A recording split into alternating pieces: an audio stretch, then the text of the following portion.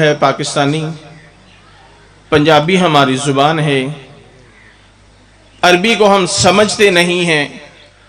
اکثریت منبر پہ آیات و احادیث کی زیر اور زبر کو غلط پڑھا جاتا ہے، ہمیں علم نہیں ہوتا، جیسے وہ پڑھنے والا پڑھ جاتا ہے ویسے ہم چپ کر کے سن جاتے ہیں۔ اس لیے میں نے ہمیشہ کوشش کی ہے کہ میں اس حدیث کو یا اس آیت کو اردو یا پنجابی میں بیان کروں تاکہ سننے والوں کو بھی اس کا پتہ چلے، مجھے بھی پتہ چلے کہ میں غلط پڑھ رہا ہوں یا میں ٹھیک پڑھ رہا ہوں۔ رسول خدا کا فرمان ہے، لوگو اس اللہ کا نور میں مصطفیٰ کا نور ہے، اور میرا نور علی ابن ابی طالب علیہ السلام کا نور ہے، اور یہ علی علیہ السلام وہ ہستی ہے کہ جس کا میں محمد مصطفیٰ مولا ہوں اس کا یہ علی علیہ السلام مولا ہے۔ درود پڑھ لے محمد و آل محمد کے بعد میں اکثر اوقات اس کی تشریح بہت زیادہ ہے، تفصیل اس کی اسی جملے کی بہت زیادہ ہے، لیکن میں نے وعدہ کیا ہے کہ اپنا ٹائم جتنی جلدی ہو سکا کلوز کروں گا تاکہ مہمان برادر کو ٹائم دے سکوں۔ اور ویسے بھی میں ایک بانی ہوں کیونکہ آپ کے علاقے کا ہی رہنے والا ہوں، اور بانی مسجد مجلس میرا بیٹا بھی ہے، تو اس لیے میں بانی کی حیثیت سے آغا صاحب کے انتظار میں آپ کو بور نہیں ہونے دینے کی وجہ سے میں خود یہاں پہ آ گیا ہوں۔ پاک نبی کیا ارشاد فرما رہے ہیں، جس کا بولے نا میرے ساتویں لال ولایت کا ایک فرمان نا آپ کی نقل کر لوں تاکہ آپ کو پتہ چل جائے کہ اس مجلس میں بیٹھ کے بولنا کتنا بڑا ثواب ہے۔ ایک بندہ کائنات کے وارث کے قریب آیا، آ کے کہنے لگا، یبنا رسول اللہ، آپ کا فرمان ہے، آپ کی جد کا فرمان ہے کہ جو بندہ ہماری ذات پہ، کسی معصوم کی ذات پہ بھی نام جب آ جائے تو درود پڑھتا ہے، اور جہاں تک اس بندے کی آواز جاتی ہے خالق کائنات اتنے ہی اس بندے کے کبیرہ اور صغیرہ گناہ معاف کر دیتا ہے۔ پوچھنے والے نے پوچھا، مولا اگر وہ بڑا نیک اور صالح تھا، اس کے گناہ ہی اتنے نہیں تھے، ثواب زیادہ تھا، مولا فرماتے ہیں اس کے ماں باپ کے گناہ معاف ہوں گے۔ مولا وہ بھی بڑے نیک اور صالح تھے، فرمایا اس کے دادی دادا کے گناہ معاف ہوں گے۔ بولنے والا بولتا گیا، کائنات کے وارث اس کو ثواب بتاتے گئے، کائنات کے وارث اس کی طرف دیکھ کر فرماتے ہیں، بندہ خدا تو نے اپنی اصل بات کو اس طرح نہیں بتانا، میں ساتواں لال ولایت تجھے تیرے اصل مقام پہ لے جا کے بتانے لگا ہوں۔ جو تو چاہتا ہے، جو بندہ خلوص نیت کے ساتھ ہم 5، 12، 14 پہ نام سن کے بلند آواز سے درود پڑھ دیتا ہے، خالق کائنات اس کی گزری ہوئی 7 نسلوں کے گناہ بھی اور آنے والی 7 نسلوں کے گناہ بھی معاف کر دیتا ہے۔ اس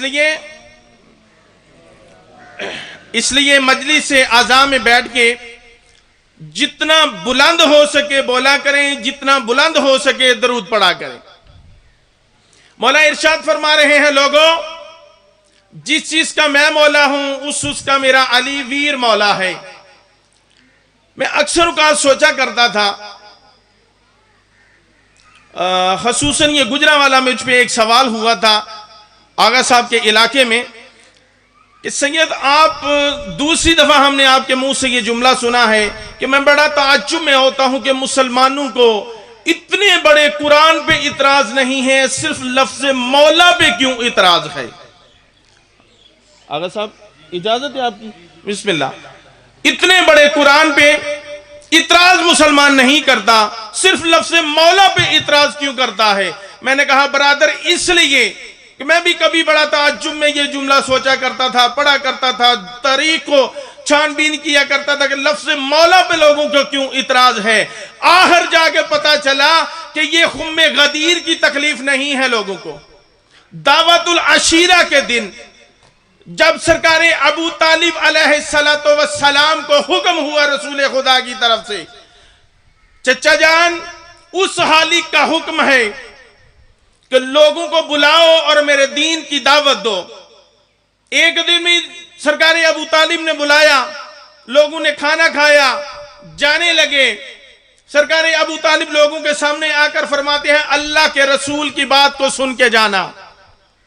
لوگ چلے گئے. دوسری دفعہ پھر آئے. پھر اللہ کے نبی کے طرف سے حکم ملا. سرکار ابو طالب علیہ السلام نے لوگوں کو کہا جناب عبداللہ کے بیٹے احمد کی بات کو سن کے جانا. لوگوں نے پھر کھانا کھایا, چلے گئے. جب تیسرے دن جانے لگے, اب رسول خدا کی طرف سے جناب سلیمان یہ روایت کرتے ہیں کہ میں دیکھ رہا تھا کہ اللہ کے نبی نے یہ حکم دیا. سرکار ابو طالب علیہ السلام نے دعوت العشیرہ کے دن کھانے کا انتظام کیا, لوگوں کے سامنے کھانا رکھا اور خود ہاتھ میں ایک موٹا سا ڈنڈا پکڑ کے باہر دروازے پہ جا کے کھڑے ہو گئے. جب دروازے پہ کھڑے ہو گئے, لوگوں نے کھانا کھایا.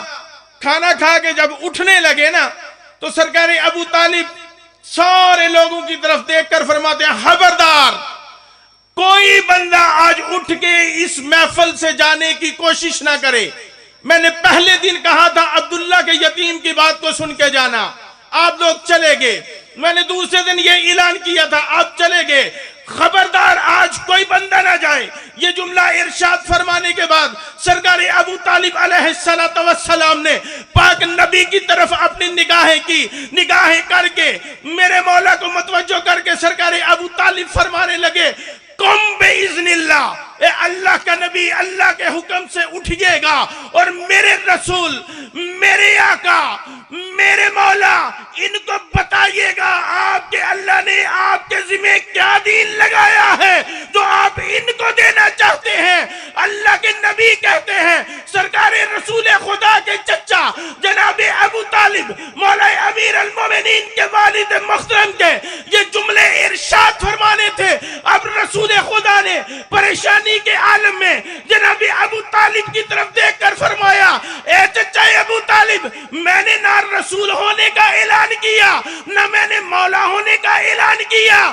چچا آپ نے مجھے مولا بھی بول دیا, آپ نے مجھے رسول اللہ اور رسولی بھی بول دیا. چچا میرا وعدہ ہے آپ نے ان 40 لوگوں میں مجھے مولا بولا ہے. جب تک 1,23,000 کے مجمع میں علی کو من کنت مولا نہ بول دوں, میری نبوت کا فرض ادا نہیں ہوگا. میری نبوت کا فرض ادا نہیں ہوگا. ہمیں یہ چاہیے تھا کہ ہم اگر سرکار ابو طالب کی بات پر عمل نہیں کرتے تو یقیناً ہم رسول خدا کی بات پر عمل کر لیتے. آیت اللہ دستے غائب کشکول دستے غائب میں لکھتے ہیں, محدث نوری کی طرف سے یہ روایت ہے. وہ کہتے ہیں کہ ایک دن میں نماز تہجد کے لیے اٹھا تو میرا گھر بھی ایک ویرانے میں تھا. میں نے دیکھا کہ میرے گھر کے باہر پانی ہی پانی, سمندر نما یا دریا کی طرح کا پانی تھا.